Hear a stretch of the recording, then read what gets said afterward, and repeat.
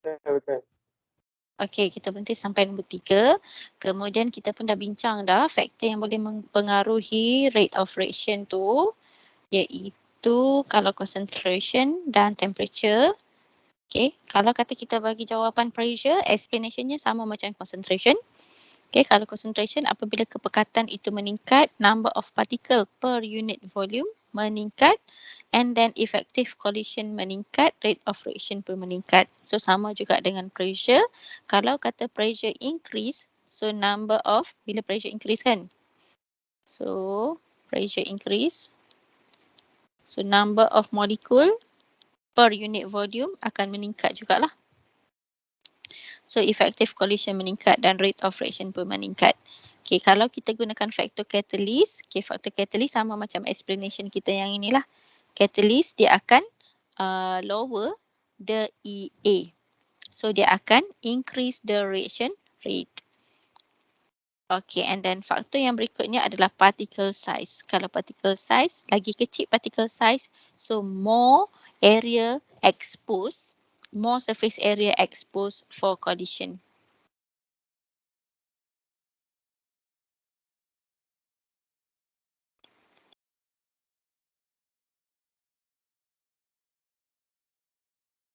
Okay, jadi kalau you nak bagi tahu faktor particle size, you kena jelaskan when particle size smaller, more surface area exposed for collision, so then effective collision increase and rate of reaction also increase. Okay, kita masuk number 4. Apa itu activation energy? So activation energy tu refer kepada minimum energy required to initiate a chemical reaction. Okay, kalau sebelum ini saya jelaskan, activation energy tu you boleh imagine seperti pagar tau. Ni dia macam pagar. So reaktor ni perlukan tenaga minimum untuk lompat pagar ni. Kalau kata tenaga sikit saja tak lepas pagar ni. Okay, jadi untuk memulakan chemical reaction, untuk memulakan tindak balas, so reaktor ni mesti mempunyai tenaga yang cukup untuk melepasi EA and then boleh menghasilkan produk. Okay, itu adalah activation energy. Sekarang kita lihat question B. The rate constant of a reaction, okay, dia bagi rate constant ini K. Okay, suhu pun dia bagi juga adalah sekian. And at 503 Kelvin, ini pada suhu yang meningkat. Asalnya 463, sekarang jadi 503. Kita dapat nilai rate constant yang baru. Okay, determine the activation energy of the reaction. Okay, so sekarang ni kita ada 3 benda di sini, iaitu yang pertama temperature. Yang kedua adalah rate constant. Dan yang ketiga, soalan ni minta EA.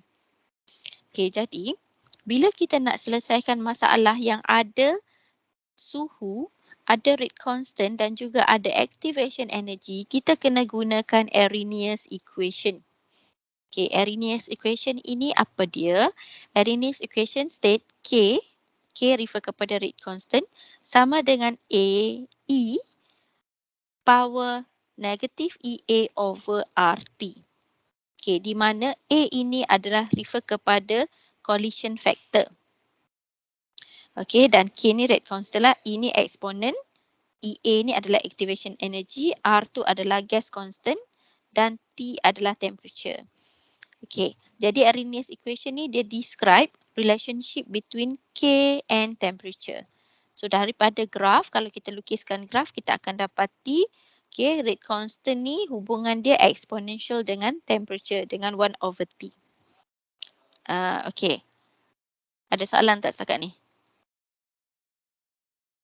Arrhenius equation, kita akan gunakan persamaan ini kalau ada masalah yang melibatkan temperature, rate constant dan juga EA. Okey, bila kita derive Arrhenius equation ini dan kalau kita masukkan ln, you akan dapati persamaan tu you akan dapat ln K sama dengan negatif EA over RT tambah ln A. Dan kalau kita samakan dengan Y, MX plus C, you akan dapat M ini sama dengan negatif EA over R. Okey.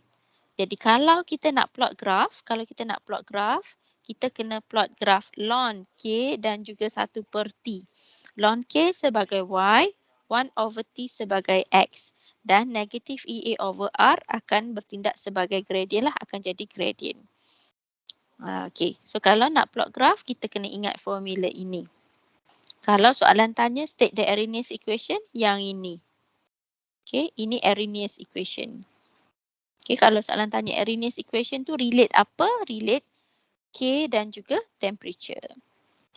Okay. Next.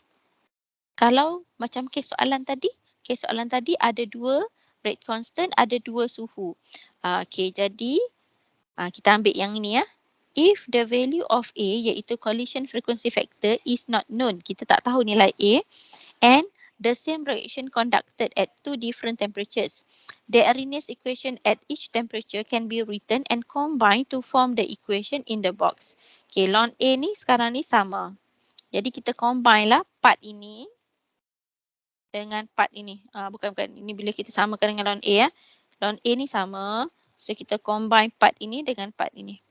So bila you combine, you akan dapat persamaan ini ya. Iaitu ln K1/K2 sama dengan EA over R 1/T2 minus 1/T1. Dan formula ini kena hafal lah. Tidak akan diberi dalam soalan. Melainkan you nak hafal Arrhenius equation sahaja and then you nak derive sendiri persamaan ini. Boleh jugalah. Cuma mungkin akan ambil masa sikit kan. So hafal lah 3 jenis formula ataupun hafal yang ni je. Satu Arrhenius. Satu yang ini. Yang combine. Okay. Dan bila combine ni jangan confuse tau. Jangan confuse. Kalau ln K1 yang duduk kat atas ni. Okay, kita mula dengan 1/T2 tau. Bukannya T1. Selalunya student ada juga yang tersilap ni. Dia hafal dia akan jadi macam ni. Ln K1/K2 sama dengan EA 1/T1. Sebab dia kata 1 lah kan. Dia K1 kat sini T2. Okay, kena ingat tu formula tu. Okay, jadi sekarang ni berdasarkan formula yang kita ada ini, kita nak selesaikan soalan number 4. Okay, soalan number 4 dia dah bagi dah temperature.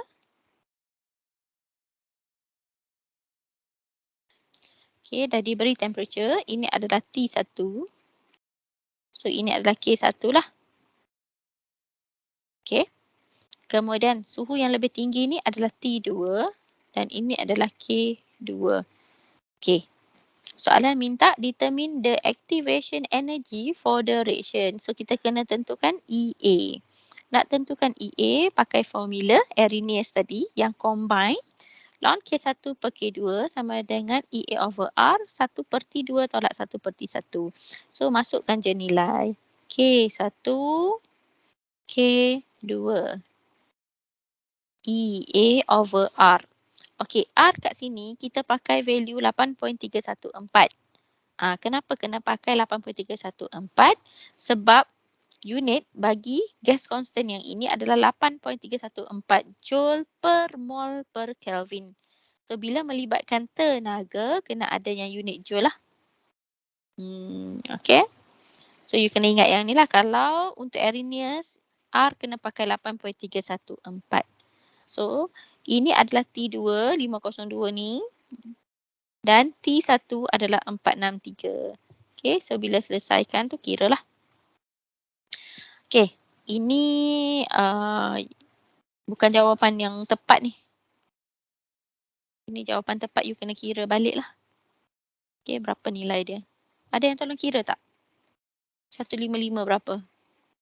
Okay, tolong kira dan tolong drop chat. Boleh chat jawapan. 155 point berapa tadi?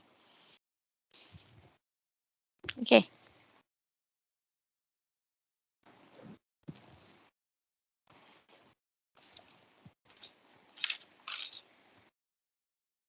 Tolong bagi jawapan itu berapa? Ya, meja. Ya.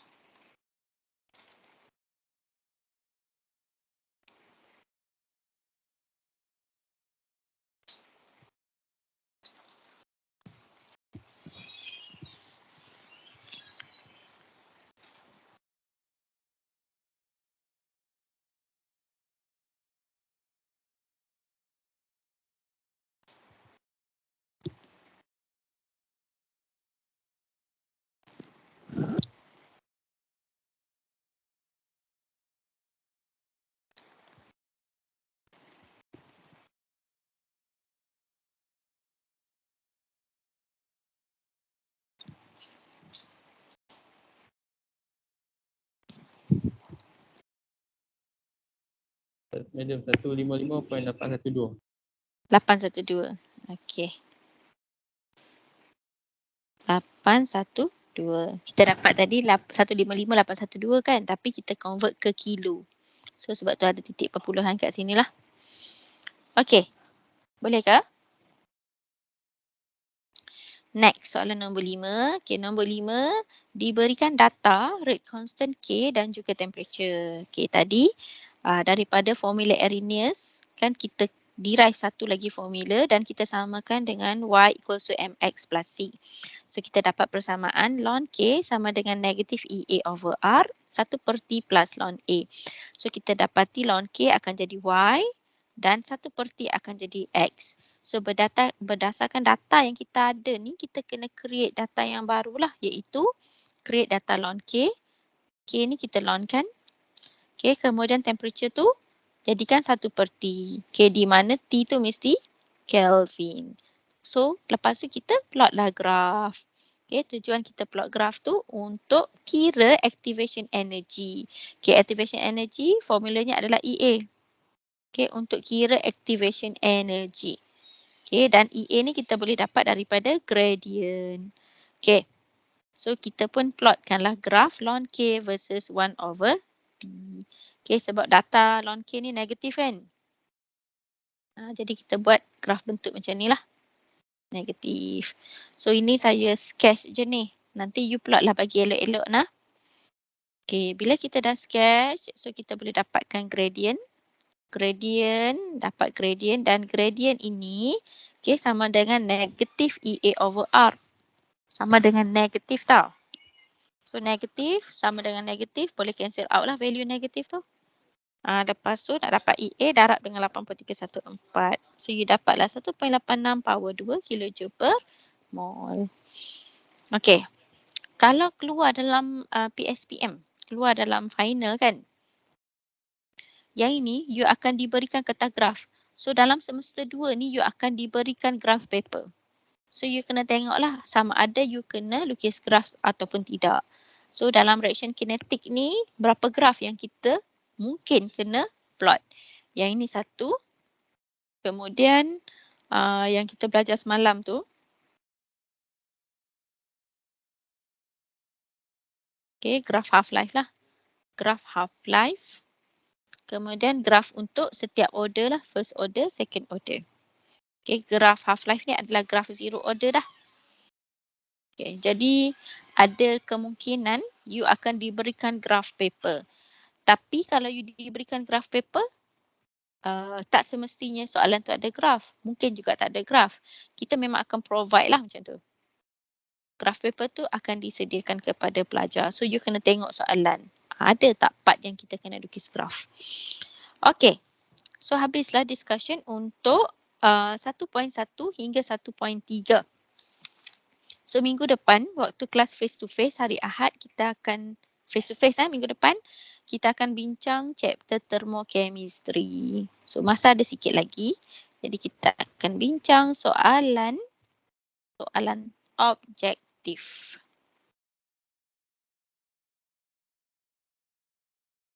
Soalan tutorial mana kelas kita ni? Ni.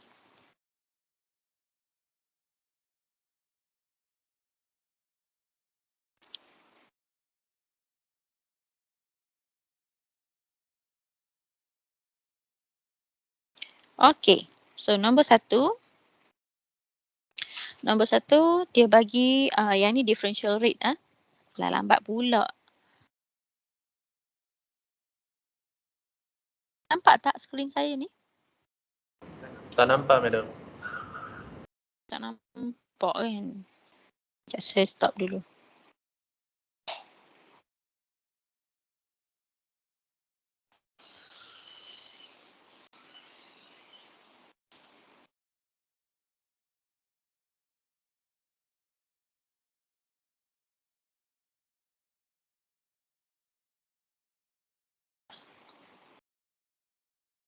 Okay.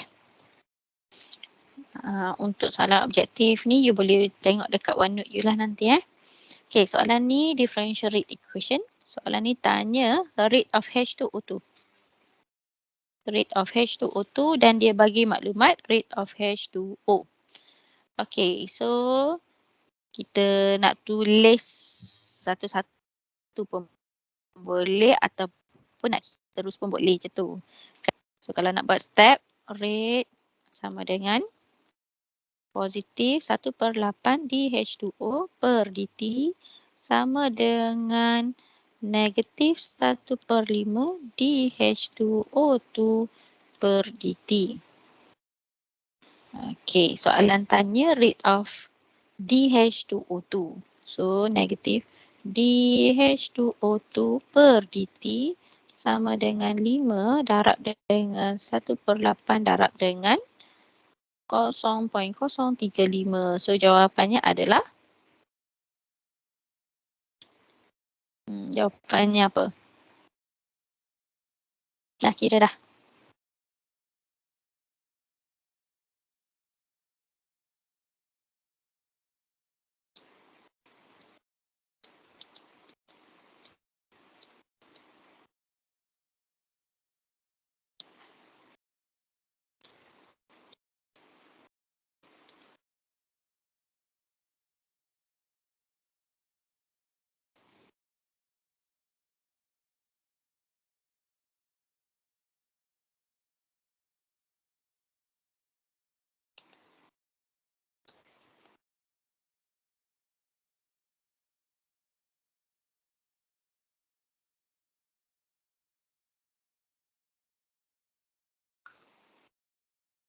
Yang jawapan nombor 1 apa?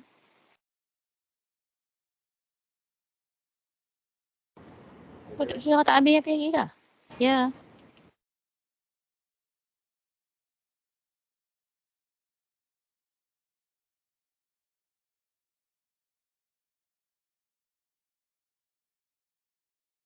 Nombor 1, A, B, C, D.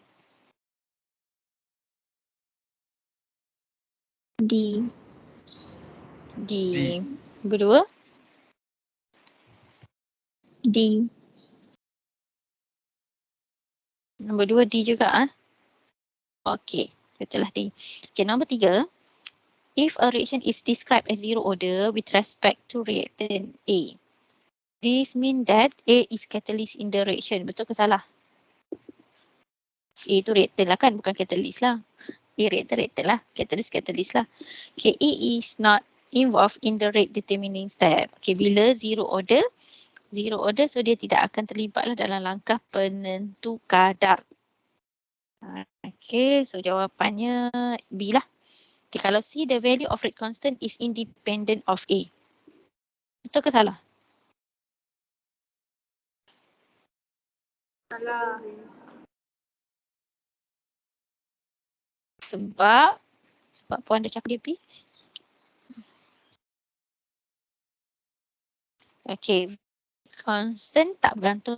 Question A tu salah lah. Sebab yang tak bergantung sebenarnya adalah rate of reaction. Okay, rate of reaction yang tak bergantung kepada concentration untuk zero order. Kalau zero order, rate of reaction independent of A, bukannya rate constant. Rate constant ni adalah K tau. Okay. Okay, next. The rate of reaction is inversely proportional to the concentration A. Mana ada inversely, dia memang tak bergantung langsung pun. So, jawapannya adalah B. Okay, nombor 4. Nombor 4 nak tentukan order sebab ni kita nak jawab soalan objektif je kan. So kita tak payahlah buat initial rate method yang satu-satu bagi tulis banyak-banyak tu kan. Kita just tengok je data yang sama. So data yang sama kat sini, ini kan. So kita abaikan dulu yang ni. Jadi sekarang ni kita bahagikan eksperimen ataupun rate 3 bahagi dengan rate 2. So kita ambil 9.59 bahagi dengan 4.79 and then kita ambil lah concentration ini 1 bahagi 5 power X. So X tu berapa? C. 1 bahagi 5. 1 bagi 0.5. 0.5 C. Orang tanya X tu berapa, dia jawab C. Nampak sangat lah budak ni. Good daddy je. X tu berapa kan macam tu? 9.59 bahagi 4.79. Okey, 2 tak mana? Ini you akan dapat 2, ini dapat 2x. So, x ni 1 lah. So, x sama dengan 1 refer kepada order of CL2. Main ikut suka je jawab. Okey.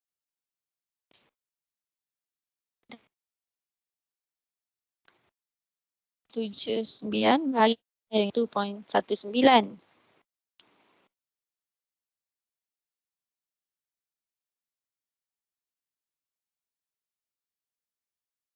Power y. Kira.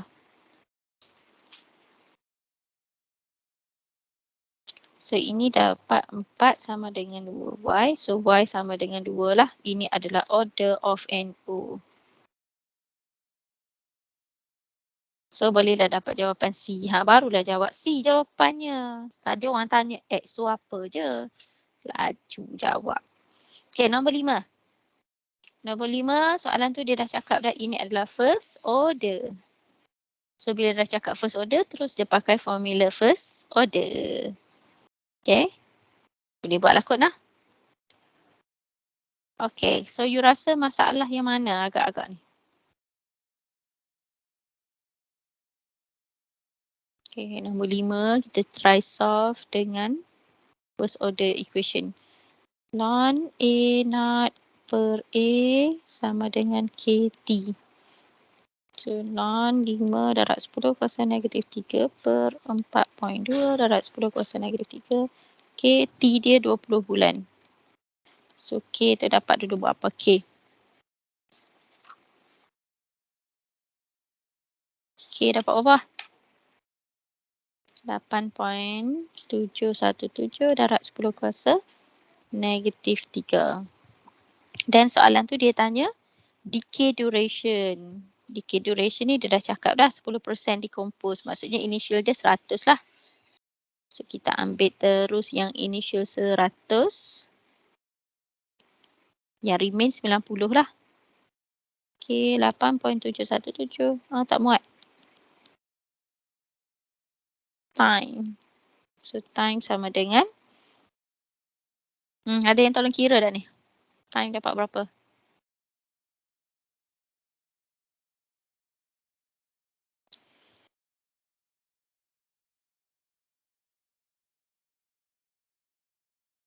Ada yang 12. Okay. So, time ni 12. So, 12 bulan lah. Jawapan dia B. Okay, nombor 6. Nombor 6, dia bagi tahu rate sekian-sekian tu. Okay, predict what factor of the reaction rate will increase when the concentration B is double and concentration A remain unchanged. So, katakan kita ada rate asal dia. Rate sama dengan K concentration A power 1, concentration B power 2. So, katakan initial concentration sama dengan 1 molar.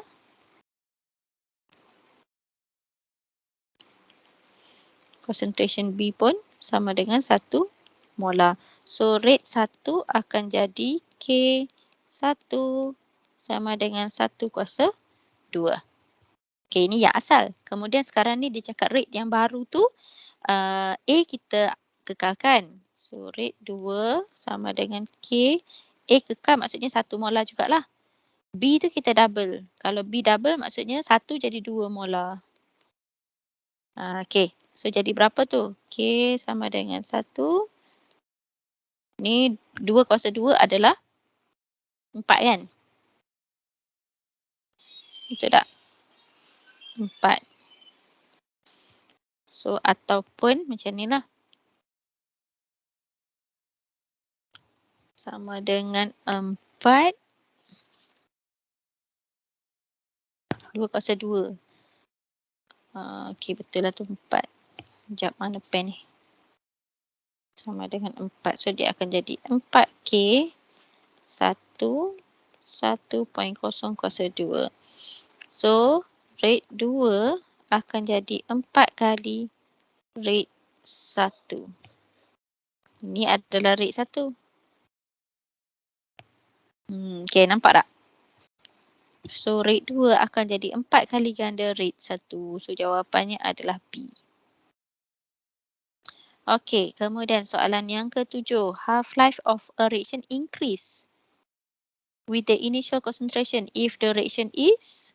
Okay, nombor 7, half-life. Half-life ni kita ambil contoh. Ni nombor 7 Kita ambil contoh yang asal ni kalau kata first order. Okay, second order.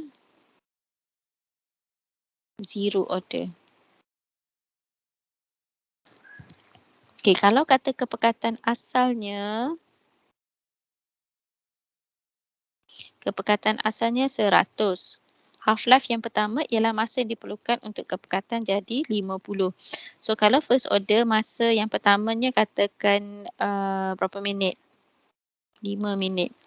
10 minit kot, senang sikit kira. 10 minit. So, masa yang berikutnya untuk jadi 25 adalah 10 minit juga. So, kekal lah. Okay, kalau second order, masa yang first T-half adalah 10 minit. Okay, second T-half adalah 20 minit. Okay, kalau zero order, first T-half adalah 10 minit. Kalau second order adalah 5 minit. Okay, so jawapan dia yang mana? Order. Order. First order? First Zero. order tak? First order dia tak meningkat kan? Ini dia nak yang half-life increase with the initial concentration. Kalau first order ni dia kekal. Dia kekal. Kalau second order dia akan berkurang dengan concentration. Kalau zero order sahaja yang akan meningkat. Okay, meningkat dengan initial concentration. So, jawapannya adalah zero order. Dia meningkat with initial concentration tu tau. So, meningkat dengan initial concentration maksudnya ini initial. Kita kena tengok dari bawah lah. Okay, yang ini meningkat dengan final concentration. Okay, faham ayat tu? So, jawapan dia adalah zero order lah. Faham tak statement ni? Yang macam belik sikit. Half-life of reaction increase with its initial concentration. Meningkat dengan concentration. Initial. Jadi kita kena tengok yang bawah. Naik ke initial. Okay? Okay. Next, nombor 8. Radioaktif. Radioaktif ni follow order berapa? Siapa tahu radioaktif follow order berapa? First order. So, pakai terus formula first order. Kira lah berapa masa tu. Dia dah bagi dah percentage. So, bagi percentage, kita terus je assume initialnya 100% lah. So, ln 100 yang remain kalau 87 point mana tadi? Kalau 87.5 dah guna, so yang tinggal adalah 12.5. Okay, T dia adalah 50 minit. So, kira lah K tu berapa.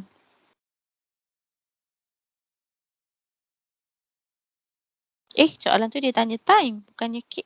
So, kira dulu K tu berapa. So, K kita dapat kat situ. Oh, sorry. Yang ini dia bukan bagi. Dia bagi half-life. Sorry Kita tahu reaction itu adalah first order. First order.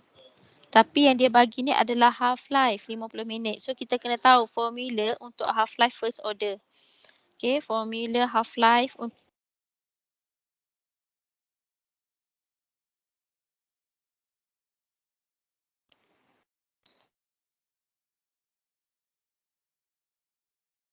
okay, ni kena hafalnya.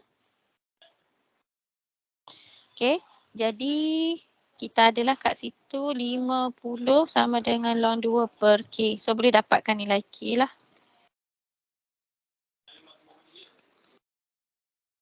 Okay. Per second.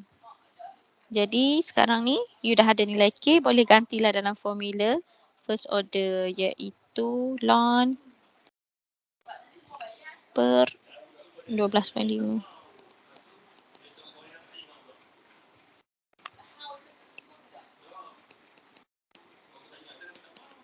Nah, kira T tu berapa?